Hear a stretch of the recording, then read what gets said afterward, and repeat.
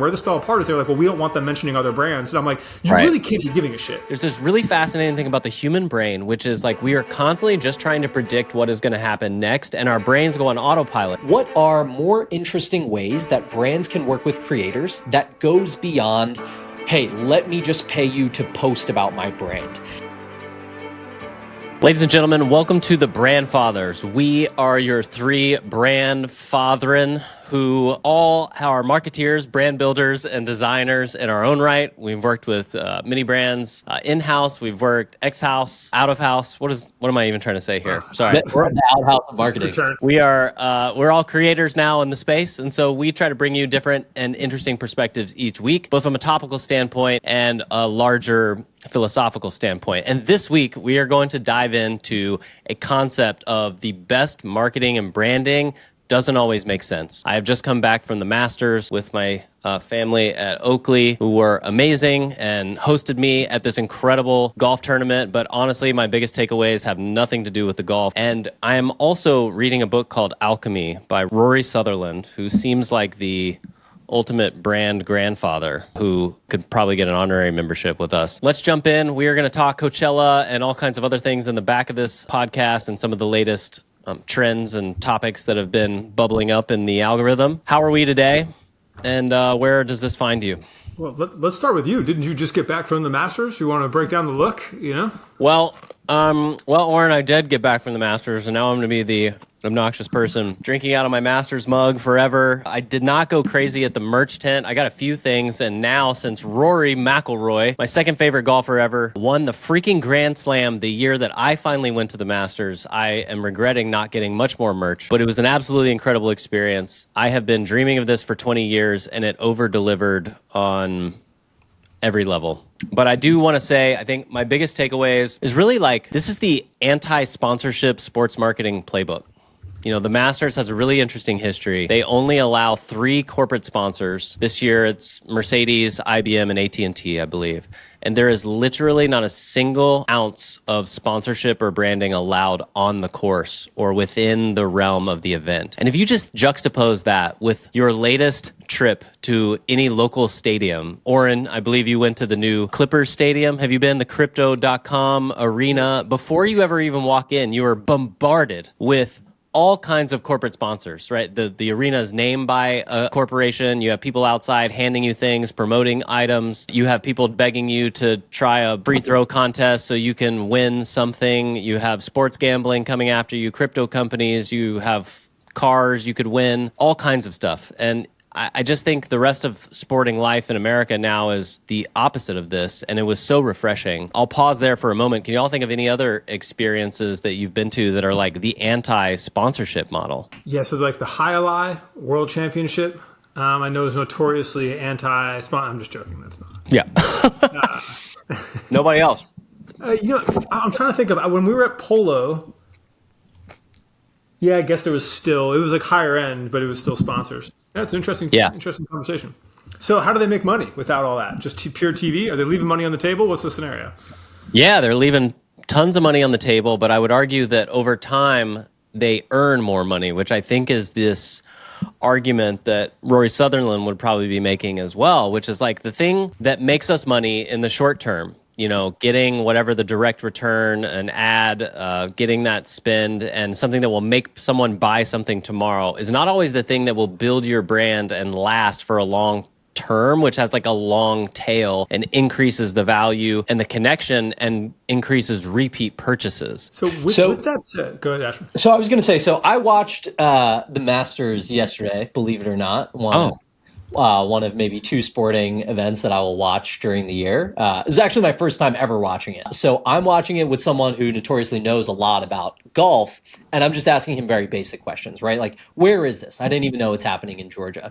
And so one thing, like a few things stood out to me. One, there weren't that many ads, right? And it's like, you compare this to like watching a basketball game or the Super Bowl, it's like there's an ad every like 3 seconds, right? They're monetizing like every second of that experience. Yes. So there's no real like commercial breaks, but there's also no kind of like sponsorship logos on the course itself, which I thought was super interesting.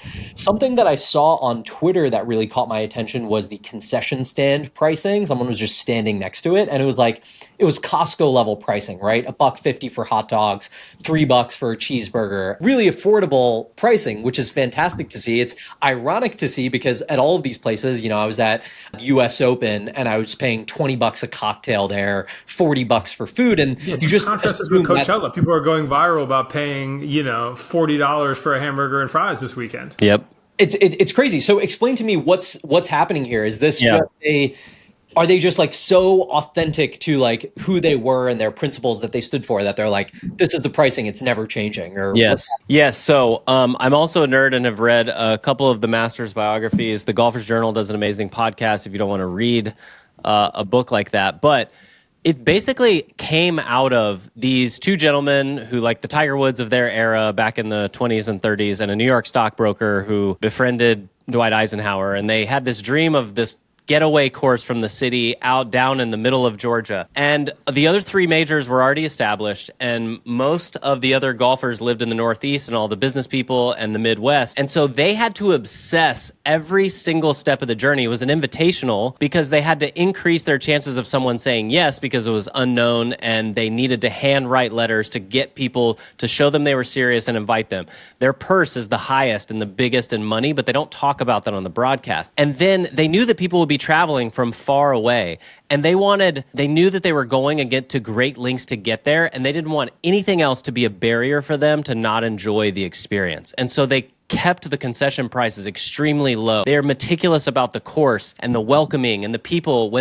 Most courses have volunteers to help like pick up trash or guide people. They put people on salary and paid them so that they could ensure that they would do a better job. And they have continued most of those practices all the way through now to where it's the most valuable brand in sports, I would argue. Of course, they're a very affluent club, so they don't have to make a bunch of money, but tell me a club that's turning down, hundreds of millions of dollars. It's just not out there. They have these policies where you can't have phones on course, which is incredible, to be honest, was so refreshing.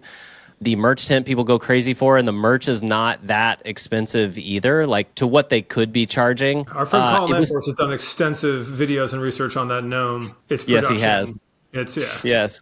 Yeah, Landforce, if you want to know where you could get your own gnome made or Masters merch. I was encouraging him to launch a line of gnomes, knowing how well the videos do, that if we had a by-course themed gnome set, so you could basically have your Eastmoreland gnome, but we'll see how entrepreneurial he wants to be.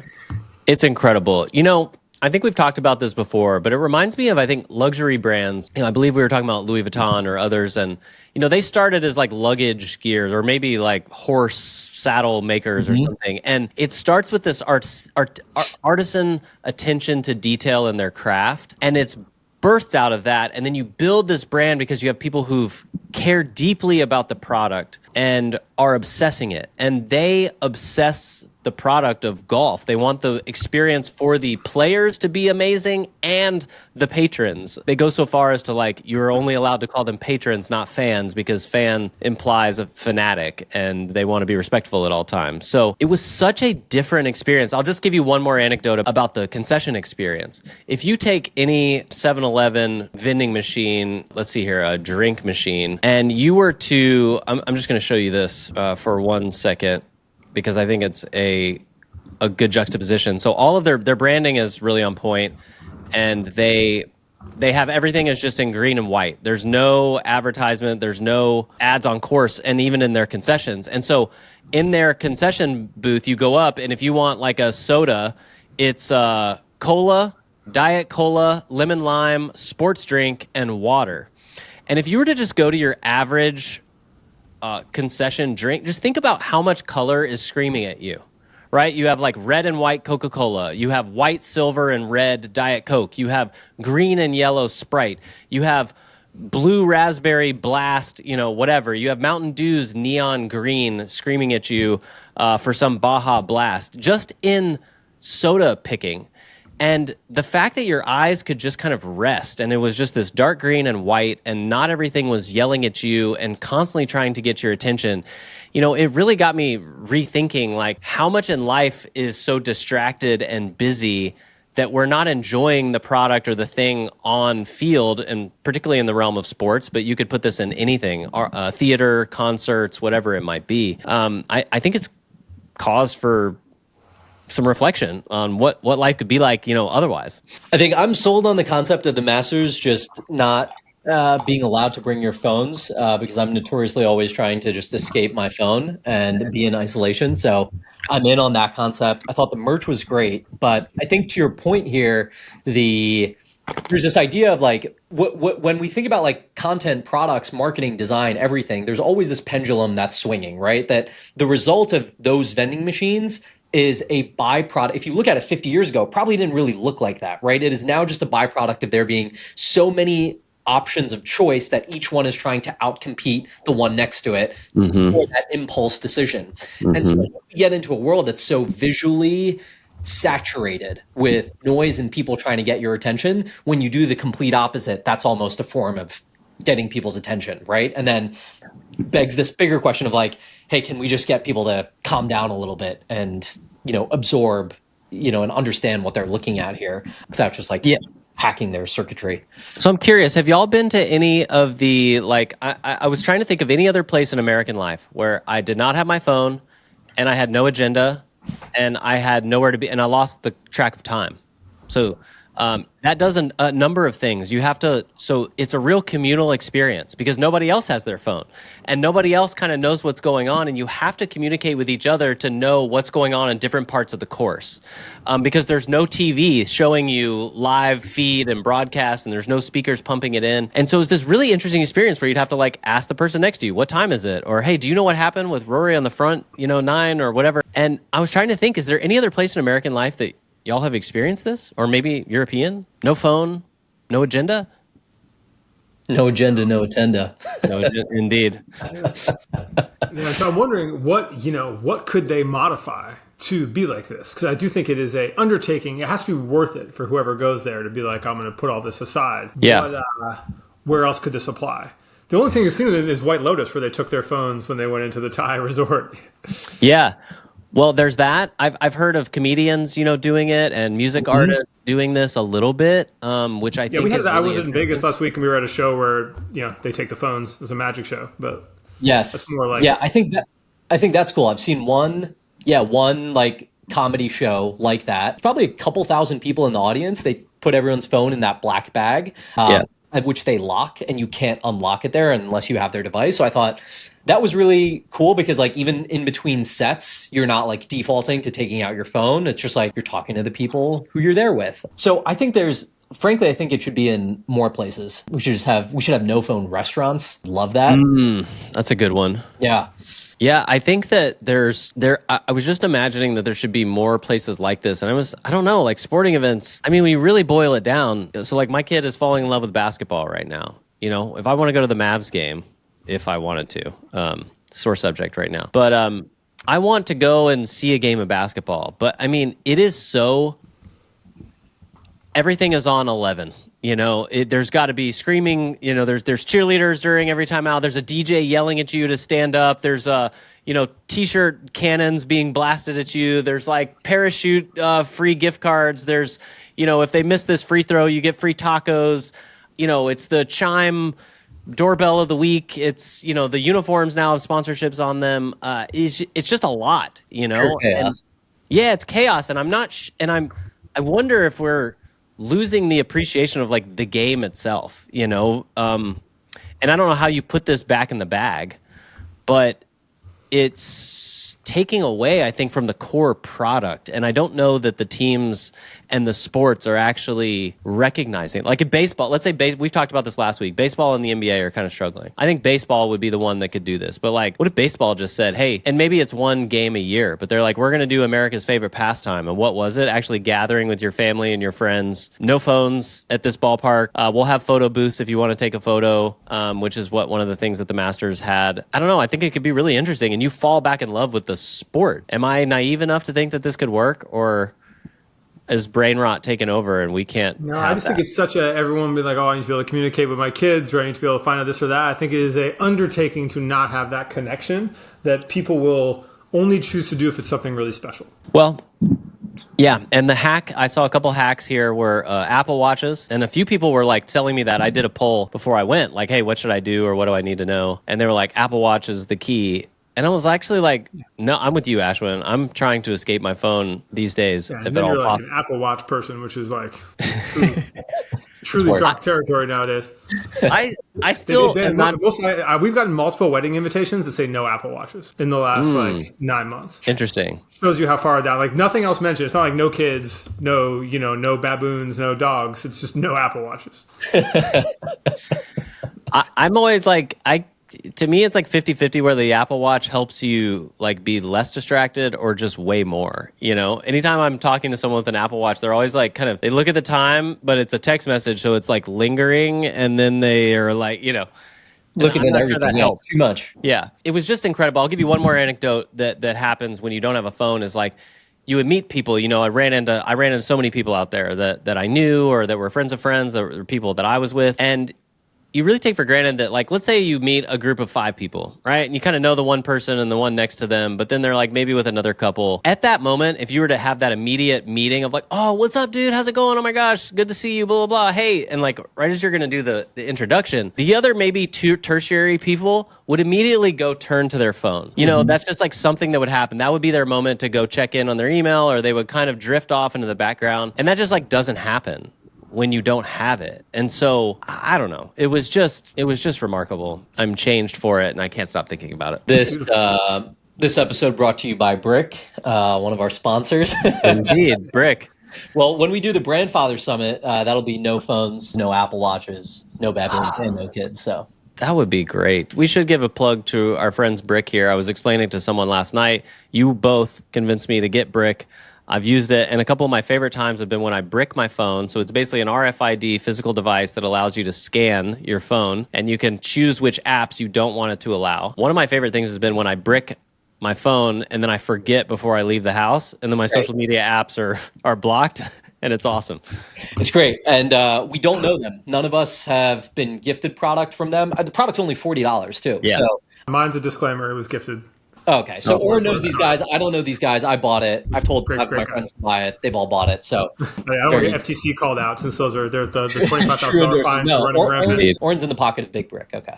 Yeah. Now, I'm being extra careful. I don't know if you guys know that, but there is many people within close proximity are getting slapped with these FTC non-disclosure joints, and so I got promoted post on. I was hashtag gifted on today's post just because it was a trend. Oh man, we're out there. Oren, I couldn't tell whether your Gemini Google AI Summit was just you organically bouncing around or whether that was interesting. So they're playing the line, right? Where it was like, hey, this agency brings you to travel. You don't have to make content if you want to create content. You can, and then you use gifted if you do, which is kind of like the in between. But it's not like a big brand deal. But then also that means like I can post whatever I want. It's not like I have to be in brand guideline. And so it was an interesting one. Surprisingly, the FTC is now coming for people. I think they've been coming with people for a minute. I think it's just adjacent to, like there's a bunch of influencers and things that have that. I think just people are just really blatant now, Yeah, that's true. Like we shared that video from someone who will not be named about WAP in the chat or whatever it looks like. That's a paid WAP promo, just not listed. Yeah. So like there's a lot of these. And then there's like tweets about it being like, look how well this post I did for this brand did. It's like, this is a direct line, Right. Yeah. No, that's a fair point. And at least on Instagram, like TikTok, it tanks performance. On Instagram, I'll put pay promo, and like I've got multiple posts to still crank. And even with TikTok, I have one of my biggest ones in the last 2 weeks is like leading with a hashtag ad, and it was fine. Mm-hmm. Yeah, I think it can work. I feel like that standard is getting better. But so Jordan, you went with a brand. What did that entail? Did you have to post or anything, or is it just vibes? No. So I want to give credit to Oakley and my friends over there. They brought me on to help them write a golf marketing strategy last year, and we started it right around this time actually. And my friend over there, Bruno, who heads up marketing in the US, he was like, man, we just missed this. He's like, I would love to take you. He's like, but next year we're in. Like, we're going to write a great strategy here. We're going to get this stuff done. And next year, you and me are going. I can't wait to host you. And then like in February, he texted me and he was like, are you still in for the Masters? And I'm like, brother, is that a rhetorical question?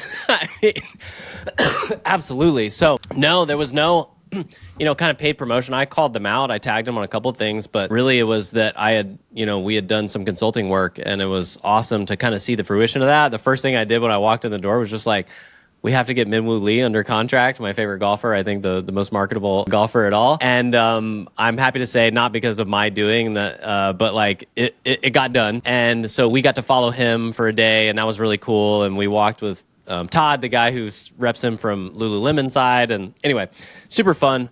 But yeah. I think the corporate component to those is interesting in that, like, much like Waste Management, I'm sure that businesses are buying the majority of these tickets to the Masters, right? This is a place where it's tickets for people. And then we're seeing that contrast with Coachella, where like I know a lot of people that go to Coachella, and like this year I didn't go to just because I was getting back from Vegas. But there's brand offers out. There's like brands still trying to get people in to come on the brand's dollar like days before. And it's like I'm just wondering at some point you're like, okay, they've crossed the line to like not being consumer events at some point.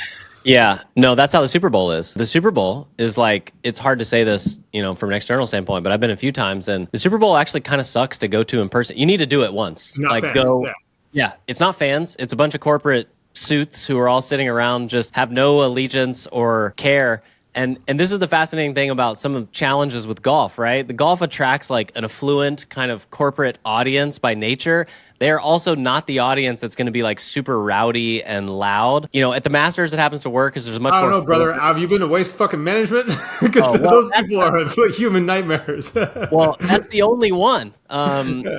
I was addressing this with like TGL a little bit, right? Like it's in Palm Beach. They need like a Barstool frat bro section, that is like $20 tickets and $5 pitcher beer night or whatever. But much like the Waste Management has done. So yeah, I want to go back to one of your points and kind of like how you open this up, right? With Alchemy and kind of talking about marketing that doesn't maybe make traditional sense, or this question of what is the ROI on this. Yeah. So this was a topic that I was tangentially talking about this past week. I was at Canva Create, and I was on a panel with a few people. It was moderated by Rachel Carton, link in bio, great newsletter.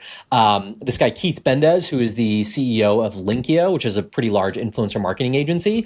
And then this lifestyle beauty creator, Tony Bravo, who's also great. And we were talking about this topic of how can brands more effectively work with creators. And we had presentation from both the brand side as well as the creator side on the panel itself. And one of the topics that we were talking about was this idea. So Tony mentioned, she's a lifestyle and beauty influencer, but she's also done a bunch of consulting work with Rode, which reminded me of how you did some consulting work with Oakley on what does their like golf marketing strategy look like. And one of the questions that Rachel asked was, what are more interesting ways that brands can work with creators that goes beyond, hey, let me just pay you to post about my brand? And when I think about kind of what you've done with 7-Eleven or how you work with some of these brands, when I think about how Oren has worked with Fermat in the past, doing their merch drop, but then also creating content around them, content around that and kind of advising them on the strategy. There are so many ways that brands can tap into creators, and it's not the entire universe of creators, right? You have to be a little bit savvy in that space,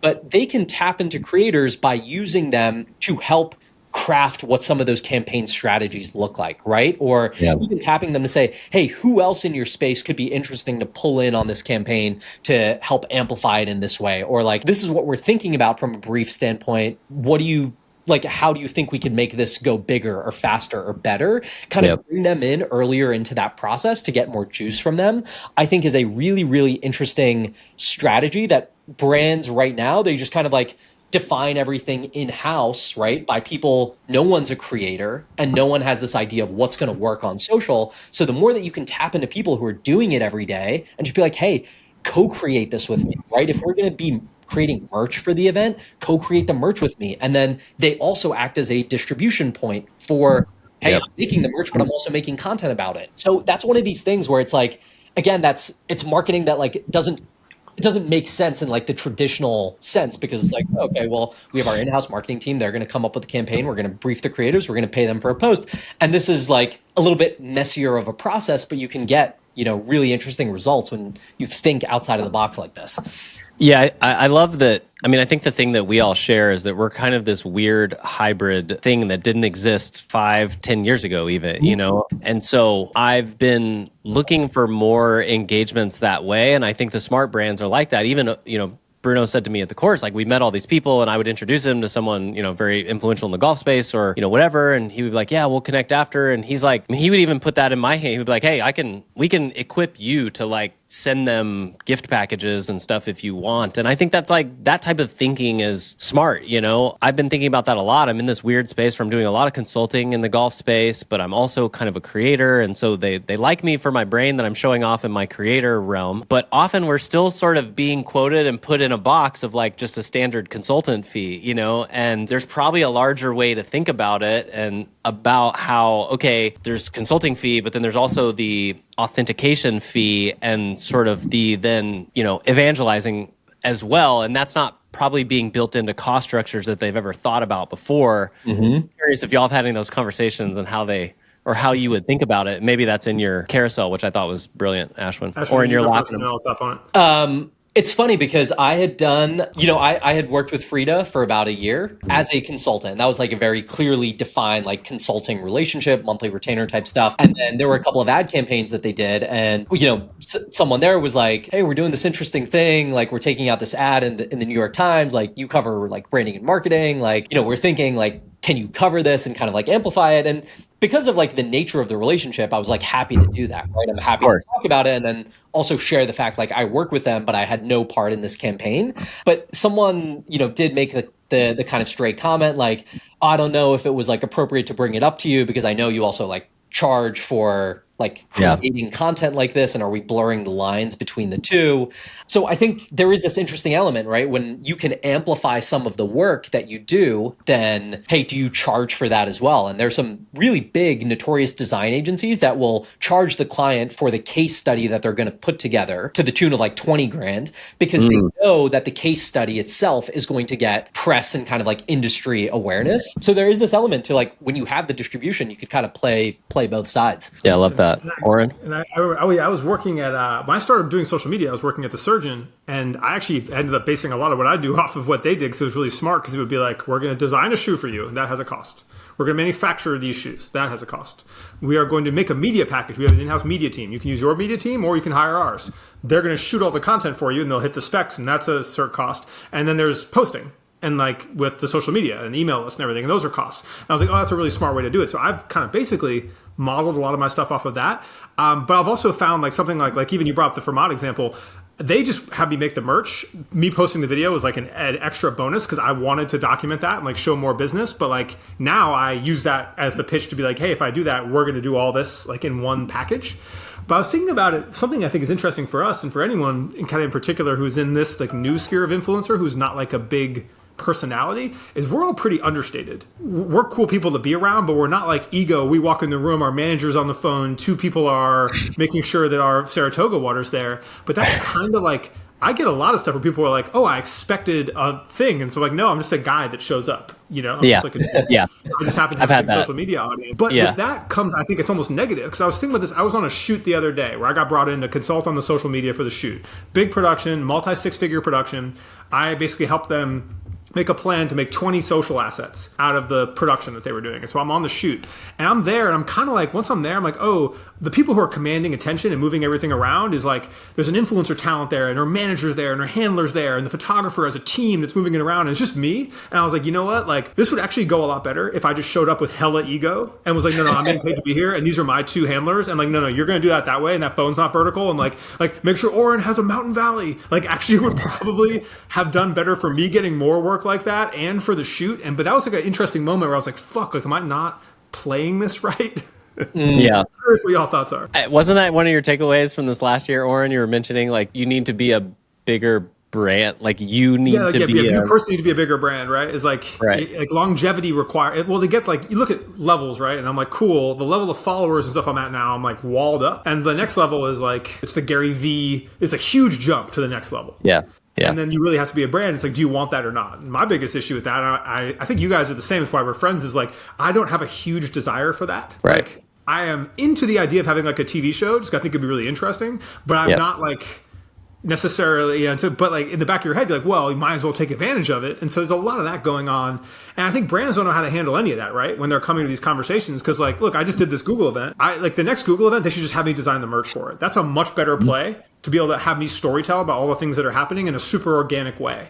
But it's like, but to your point, brands they aren't thinking like that. So you have to pitch it. But as we know, anytime you pitch anything to a brand, they kind of say yes, but they're less into it than if it was their idea in the first place.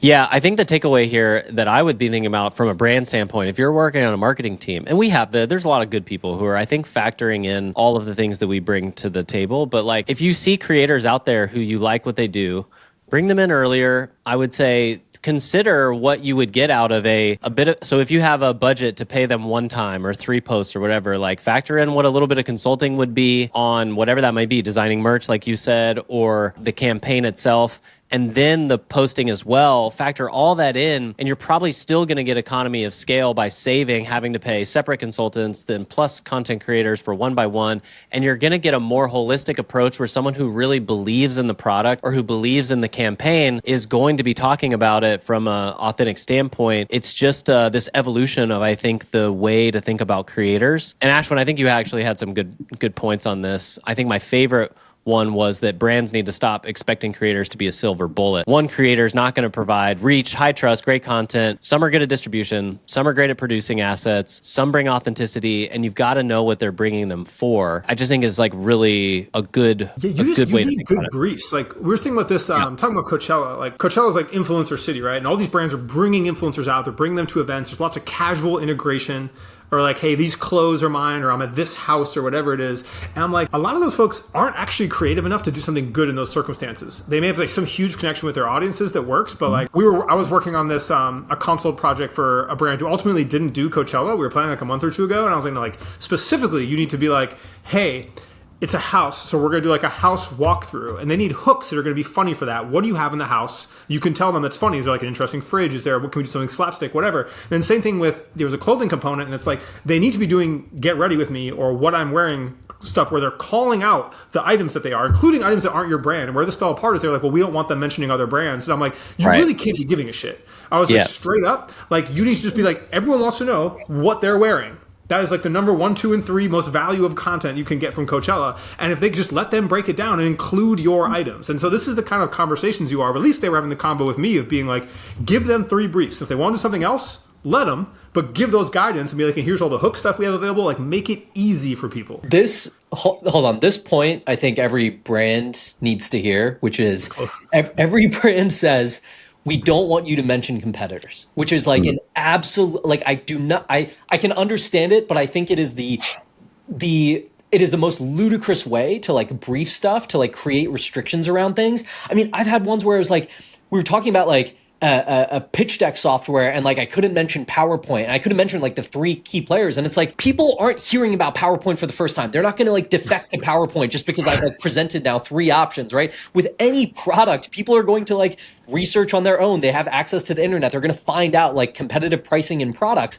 And some of the best like carousels, if you look at organic carousels, it's someone who's like, here are my 5 favorite skincare products, and they're all competitive, and they all kind of rip as a result of that. So I've seen like brands, I mean, you know, Oren, you and I have seen like those absolutely crazy supplement brands on TikTok that'll like make up some fake story, and they'll mention like 6 or 7 products in it. It's like, I took this for my hair, I took this for my gut health, I took this for this. And it's really, they're promoting one brand, but there are these other brands that get lift off of those videos. So it's like, brands have to stop doing this. It's okay to talk about competitors. And not at least, what I was pitching in this is I was like, okay, well, are there friendlies? So for this brand, which is an aggregator of other brands, I'm like, you carry brands in your platform. Can they at least make an outfit entirely of those? Like stuff like this. It's like, there's like at least get a rules or some ecosystem to work around. But also, I would look at it like influencers are able to say the things you as a brand can't. Don't make them adhere to the brand standards. Like in cosmetics, like I do a bunch of cosmetic stuff. It's always dupes is a huge conversation because brands are copying each other all the time, and they end up being cheaper or more easily available or whatever. And it's like, hey, guess what? You as a brand can't say that you're a dupe of X. But if an influencer says it, that's a positive for the customer. If they're like, this is a dupe of X, it's just as good, it's $7 cheaper. Okay, we don't want to put that on main, but like let them be the spokesperson. Like run that ad, you know? Yeah. Yes. Yeah. The other one that I find actually that is a corporation. A lot of times, we use the auto caption software on a video, and it gets most everything right, 98%, and we'll have it sometimes combine a couple words. And I get so much feedback. I just went back and forth with one that was like nitpicking the little, whether it was capitalized. On there? Was that was not, or is it? Yes, exactly. Like it'll be capitalized. Like the tiniest thing. And what they don't know is that actually that would drive more engagement. Because one of the things that our guy here, Rory Sutherland, talks about a lot is there's this really fascinating thing about the human brain, which is like we are constantly just trying to predict what is going to happen next, and our brains go on autopilot. It's to conserve energy and all this type of stuff. And so anything that interrupts that pattern, that's why we talk about a good hook, interesting content, things that are going to, pique your interest. If it bleeds, it leads. Arrangement equals engagement. All these things, but like just a misspelled word. And some creators do this on purpose. We'll put something in their title or we'll mispronounce something. Some of my global football content, when I'm talking about soccer, does the best because inevitably I'm an American and I say something wrong about soccer to the rest of the world, and they just go absolutely nuts correcting me. And what they don't know is that they're helping my video get seen by so many more people. So if you're a brand as well, you should also know that sometimes like those little like non-negotiable, the things that are outside of the closed fist, like we obviously don't want you endorsing your competitor product, but like everybody's aware that it exists. It's not the end of the world. And I mean, look, I was at Nike, and Nike was one of the most jealous brands ever. They do not share the stage with anyone. You can't show up to a photo shoot wearing Adidas. Like they'll cover them or have you change them. It's pretty wild. And speaking of Nike, I just one last thing of like doesn't make sense. I think the anecdote is I think it's widely known that, and I will give a lot of credit to Nike, that it was a lot of art, and you obviously the best marketing wants good art and science. The last CEO that was brought in was known for being a science digital guy, and they wanted to make Nike like a digital ad company. And I think it's widely known now that he kind of tossed out too much of the art and they relied too much on the science. And so the things that could be explained with logic ultimately caused that company to now be faltering in a lot of ways. Their stock prices, oh my God, it's a bloodbath. And so they're on the rebound perhaps, but it's going to take a while. And that logic cannot always be used as a justification because human beings are illogical. Yes. So this is I have this book too. I read it last year, and my measure of how interesting or how kind of thought provoking I found a book is by the number of dog tags that I have in it. And I love it. The number of dog tags, you probably can't see it, that I have in this book is like well above my average. So yeah, I think this is a great book. Highly recommended read. Alchemy, Rory Sutherland. I mean, he has this fascinating one just in the very beginning on like he's like in the direct response at Ogilvy, and the charity organization, like they tested 4 things, like whether a person's donation would get a 50% match from the government, whether you should use a long card or a wide card or one that was just thicker paper on the envelope with a little gold embossment. Yep. And then like maybe a hand delivery. And you would think that the donation match would be the highest indicator of success. And it happened to be actually if you use thicker envelopes and or had something hand delivered to people, that would yield an inordinate amount of donations. Interesting. Because it's about touch and feel, and people think that, oh, if someone hand delivered to me, this is a serious cause, or this is a serious organization with thicker paper, not that my dollar is going to go further, which is the logical thing. But human beings were often very illogical. We should take a beat and talk about our partner, Ashwin. Yes. So an episode that we're going to be doing upcoming is going to be a retail focused episode. So if you are a brand, everything that you have wanted to know about getting into retail, and not just getting into retail, but staying on retail shelves, I think there are, having built like consumer brands, there are so many playbooks and tactics and people to follow when it comes to running meta ads or running email marketing and all of these resources you can turn to. But when it comes to, hey, I want to get my product into Target, should I do a test run? I want to get it into Costco one day. How do I even go about doing that, right? What does like my sales strategy look like? What does my product have to look like? All of these questions you have that you just don't have the resource or insights for. So we are super excited to be doing a dedicated episode on this. We're doing it with our partners at Platform, which is one of the leading CPG brokerages in the US. They've worked with amazing brands, Vital Proteins, Mary Ruth's, Manscaped, Liquid Death, you name it. And they basically help get brands onto shelves, but not just onto shelves, stay on shelves and then sell through, right? Maintaining that velocity. They do so through a variety of their kind of like deep relationships and knowledge and kind of capacity that they have. So great brands work with them. And so we have been talking to them about how do we really how do we surface a lot of these insights, which have historically just been kind of like backdoor. You need to know someone, you need to have a connect. So I'm really excited about that episode that we're going to do. If you're a brand that's ever wondered about how to get into retail or how to make sure that you even are set up for success in retail or have some of those right signals that retailers are looking for before they take you on, let us know in the comments, DM us, because we're just going to do a kind of what we hope is kind of like masterclass episode on brand success in retail. Let's go. Can't wait. We should go to a couple of things that are happening in the sphere today. What are we seeing lately, gents? What's on the Coachella list? Antonio, maybe you have a couple things for us. And I could have to hit the Coachella one first. One of the ones that came up was Kosa's had cars, like wrapped cars there, I think, which is a cool conversation that was being all over.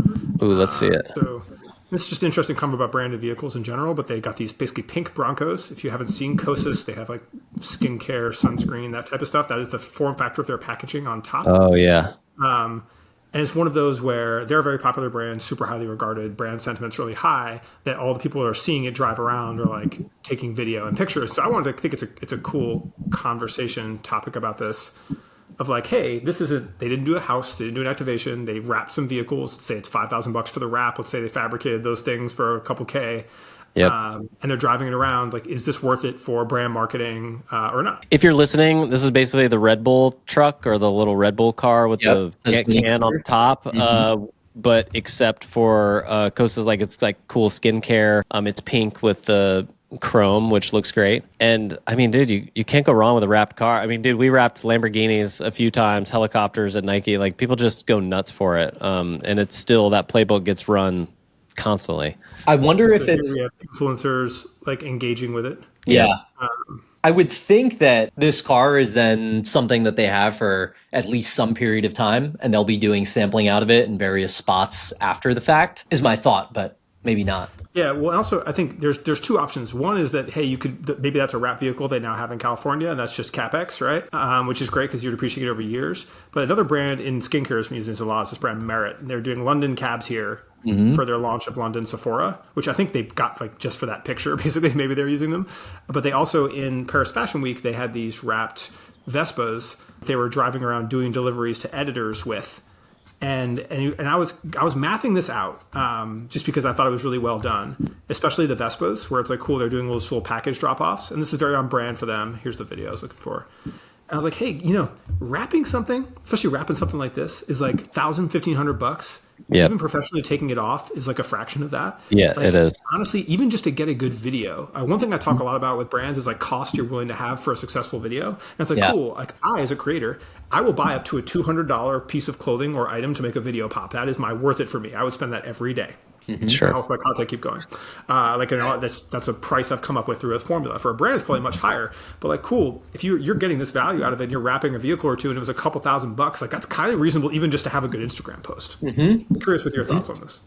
Yeah, I mean, I was having this conversation today about we're going to do a sampling event for sun powder in Miami, and we're going to get a little cart, and we're going to do like sampling by the beach with sunscreen and sun powder, and we're going to make a bunch of content around that. Now, like, just have some intriguing things that like capture attention. And one of my partners was like, hey, it's like $2,000 a day to like get the permit from like the city of Miami to show up there. Like, I don't know if that's worth it. And I'm just like, hey, in the next 24 hours, we're going to spend $2,000 on Facebook ads. That's going to like return like a 1x for us, right? And it's like, we could just like turn that off for a day and then appropriate that to this sampling event that we're doing down there. And we're going to make like 10 pieces of content out of that are going to perform much better than like the ads that we just like, not like wasted money on, but like, yeah, kind of wasted money on, I think when you have the comp, when you can start like blending these worlds of like, hey, where else are we spending our money and where else are we maybe okay with wasting that money, we should comp to like the opportunity cost there, not, hey, we're going to spend $1,500 just for that one Instagram video. Cause like, hey, for that one Instagram video, I don't know how much it has, but like that could do 500,000 views. And it's like, great, that was super worth it. Yep. Totally. I think you can't go wrong with. Oh, I don't know if this is showing up in the right color. Is it actually normal? PR boxes, like the helicopter's amazing, but like even that box, like you look at a box per investment or investment per post, and what do you earn from that, and then what's the potential of using that? What's the cost of creative to make for an ad? So I encourage. I think this is also something I'm working on for a short form video right now, but it's like the cost of production is something I think brands should be thinking a lot about, because it's always like, what is our cost to employ some agency to get this asset? It's like, really, what is the enablement we're giving them that's on brand to give them access to the helicopter or give them a beautiful box or whatever it is, to what Wayne Jordan showcased? Damn. Yep. Yeah, I mean, you're exactly right. I think about this in the content a lot now too. The cost of, I don't know, I'm doing all these unboxing videos recently, trying to go through some of this stuff, but hiring a videographer to come and just shoot that with me and for me, because the thought of trying to do it all, and it's an easy win. I think once you start to be predictive about what content will do well, then the investment in a prop or something like that is justified. And I think that's hard, again, to kind of connect these two conversations that we're having. Like, maybe if you go to your accountant, you're not going to be able to say, well, if we put $1,500 into a Ford Bronco pink wrap and, another $2,000 on a thing, but we know human behavior and people want to take pictures and people want to engage with the novel, that is a, much more predictive thing. And the accountant might have to just accept that. Well, and also I think there's reuse of this stuff too. That's why the other thing, I'm like, there's so many brands who get this stuff or get it for a trade show, then it goes away. I'm like, no, in this world, it's like, get a set, get a car, get it whatever. Now it goes to your social media team. Your social media team now has access to this thing from the event. They get to use it ad nauseum for 60 days. After that 60 days, now you're giving it to whatever influencer or whatever, being like, hey, here's the massive logo thing. Here's the big blow up. Here's the whatever. Like, spread that to your creators, your team. These assets can live on, even if it's 2 years later. And now that truck is like, yeah, we've got it in our Arizona store for VIPs to take a photo with, whatever. It's like, really think of these creative assets you have and how you move them between people versus being like, that campaign's done, this is over. Bro, we actually used to have there were parking lots that would have these Nike, vehicles. And I was just talking with the Oakley team about this. They've done all these crazy, giant vehicles, and there's some underground bunker where their, lead, design guy has them all. And I was like, bro, you should just open that vault up to send us creators to just go nuts, to go create it there, to hit some photo shoots. Like, let's go. Oh my gosh. I mean, it would just be amazing, right? Even their headquarters, where you could see the vault of all their old school, over the top thing, was just. We're going. We're doing it. I'm putting it out there in the universe, and we're going to go. That'll be our next Brand Fathers location. But you see this, Puma did this in Europe, right? Where it's like you could have access to the archives and to ask some people, and Prado's doing it. And it's just like, yeah, cool. Let influencers just be like, hey, I'm in town. I think of this all the time. I'm always going through what to do when I'm somewhere, and I'm messaging people. And again, I'm going to Milan. And so I'm hitting up some of the brands and stuff we know. But if any of them had just showcases, it was just cool, influencer, or you're a top customer, you can just submit and we let people in. Amazing opportunity for them. Yeah, that's a great point. So what do we? On this point, I want to highlight this account. So this creator, Becca Bloom, has just absolutely taken off in the past couple of months. She is very wealthy and very articulate, and both of those things play very well when you're just making camera content on TikTok. But without even clicking into any of her videos, one thing that I want to call out here is if you look, so you see this plate here, she's lighting this candle. She has this big cake of whatever those little things are called. She has this embroidered hot dog full of jewelry. All of these things are. This massive egg here has 30 million views. It has this. She knows the art of the visual hook, right? Yeah. Egg. Let's go. Yeah, people aren't even listening at first to what she's saying. Of course, what she says is great, interesting, whatever. But if you look at all of the scenes and settings where she sets things up, it's going to capture your attention immediately. Without even watching this video, I see that she's in the lobby of either a very nice hotel, but it turns out it's her home, right? So I'm just going to watch that just because now it's sets this context for everything else that's intriguing about her. What is she going to say? Why is she so rich? What is going on here? And so she really has mastered.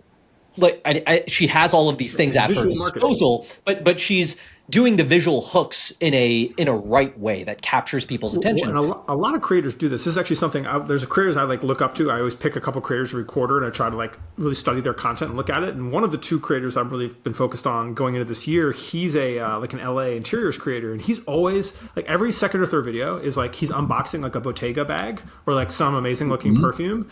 And And you're just like the consumption. I've seen this guy. That consumption loop can turn into like a lot of this is like a really useful thing for brands to think about as well. Being like, hey, you actually have way more resources to be able to do that, to visually hook your videos than creators. Where I'm thinking about being like, man, I actually start looking at it being like, honestly, me buying a Bottega bag and amortizing that over 3 videos, if they all hit, completely worth it. And then that's totally a different worth mentality. It. And again, if you're a brand that's on steroids. So I actually really like that example. And if you had a really interesting office or you had an archive of your stuff and you put your creator into basically like do the Becca Bloom model, I feel like that would work out super well. God, for like a chocolate company, anyone with toys, like, man. Yeah, I mean, let's look at, even if we look at Chanel right here, look at Chanel and look at how much they have at their disposal, and it's like none of it's being used. And I know all of these are going to be paid views. Yeah, they're all paid views. So man, it's like comments off.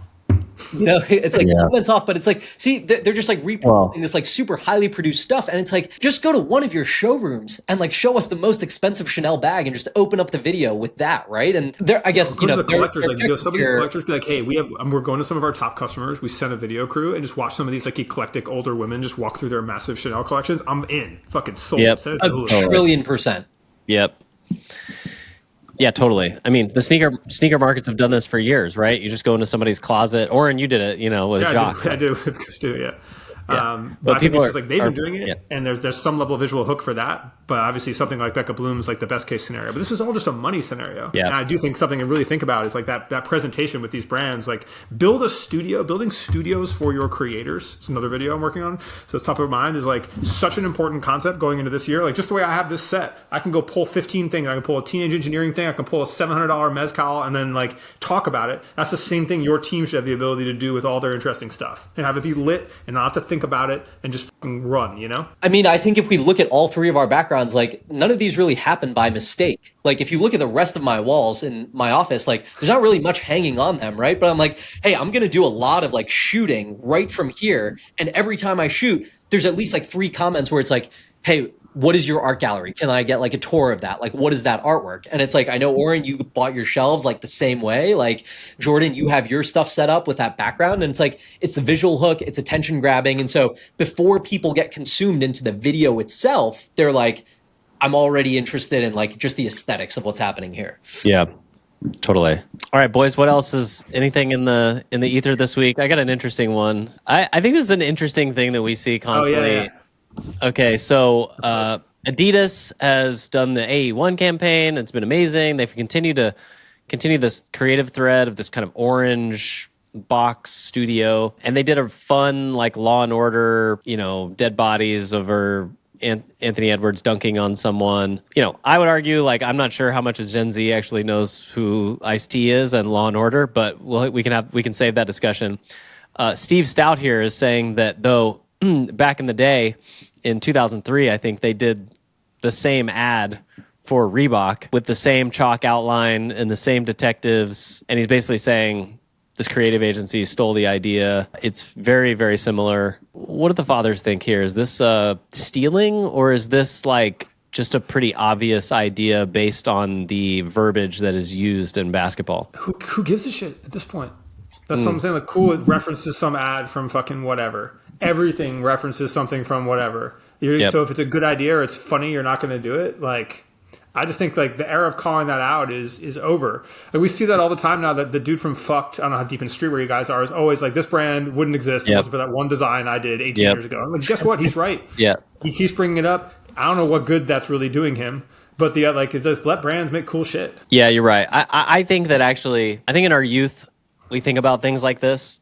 And the fact of the matter is, there's nothing new under the sun, in general. Virgil Abloh talked about the 3% rule. You could just change something 3% and it would generally be a, new idea. A lot of times people think they're very original. I mean, being dunked on with a dead body, that's very like vernacular in basketball. So if someone was bound to do a white chalk outline, at some point, it's not that, but and if anything, they elevated it significantly by having Ice-T in there and the old boys branding and whatever it is. Like I look at these tropes, I look at that thing, like any ad concept that exists at this point is just like Studio Ghibli and the action figure AI. It's a visual trope that is now in your toolkit or a TSA bin that other people are just going to rip and reuse. And honestly, like I wouldn't be surprised if we saw 20 of these like Law and Order style videos. Like if you have a brand where that makes sense, we're now in the world where it's kind of like, all right, run it.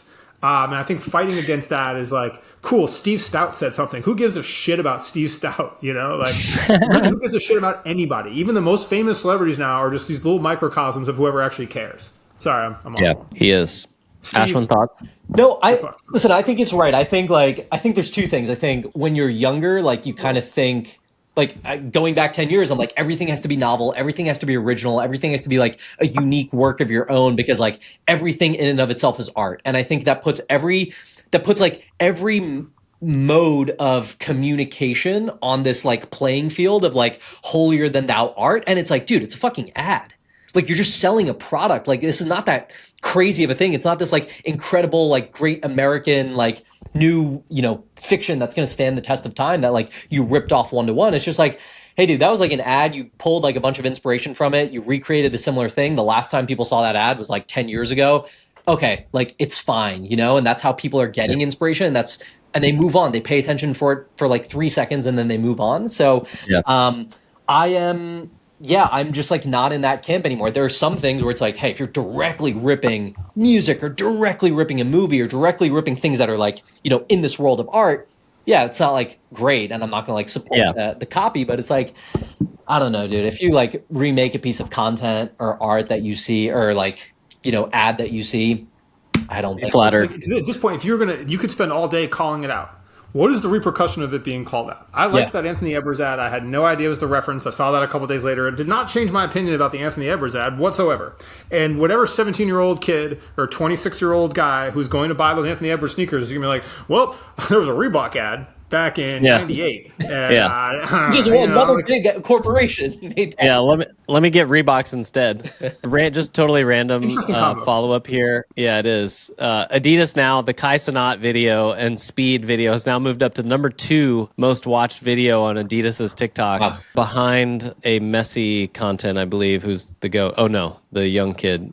Speed, all of this stuff that's been happening and obviously like all the things, like I'm going to China end of next week, and we are like reworking content now, like constantly based on like Speed's content and like what's live, and it's really interesting to like think about production in this world if you're really following what these guys are doing. Like I don't know if you guys saw the Aiden Ross Drake stream. It was like yesterday, but they're on a green screen, and there's like a scene there, and like the way it's portrayed is like it was like really visually interesting, and it's like, man, like all this is happening so quick. Mm-hmm. That's interesting. Aiden Ross Drake stream. Let's see. Oh yeah. That's interesting. It's just a different visual presentation. It's not like mind blowing, but then you're like, oh well, what could you do with that? Like all kinds of see, like they're just against the sky, and like going to these different like, did they just switch it in and out? Yeah, exactly. And you can just run that. There's no reason you can't run that green screen live, right? We do it every day when we're recording, and they have an actual green screen. But it's just like these little things are like, cool, this is like what's happening now, and like how people are handling their production is changing so quickly. But even the way that like Speed starts an intro or his like super animated faces or all that, you're gonna start seeing like the intros and hooks to videos that mirror that, like do disproportionately well. It's fascinating. Yeah, it sure is. If anybody has suggestions or knowledge that they've been wanting to know about, sales data, what type of sales data you would want to pull, or best practices in retail, in caps, all these kinds of things that we obsess when we go into the stores, let us know. If you have other topic requests or marketing confessionals, let us know as well. Brand fathers are Steve Stout. You want to come on the pod? I don't know. We probably wouldn't even do it. So let's be honest. Steve Stout. If you want to plead your case, the brand fathers will be your jury. You can leave a voicemail to Jordan. That's how much we care about the establishment at this point. I don't have my phone now that I've been to the Masters. I put it away. So Jordan's living the monk life now. He's on here. That's right. Shoes, pager. Oh, that's right. We're going back. Okay. Fun week, gents. Thanks for everybody who's been tuning in. We really appreciate it. The pod is growing. We appreciate all your comments. Be sure to subscribe on YouTube and on your favorite podcast place, and Spotify and or Apple. Let us triple hella subs. Yeah, we need it. And Jersey Mike's. We greatly appreciate it. And we will see y'all next time.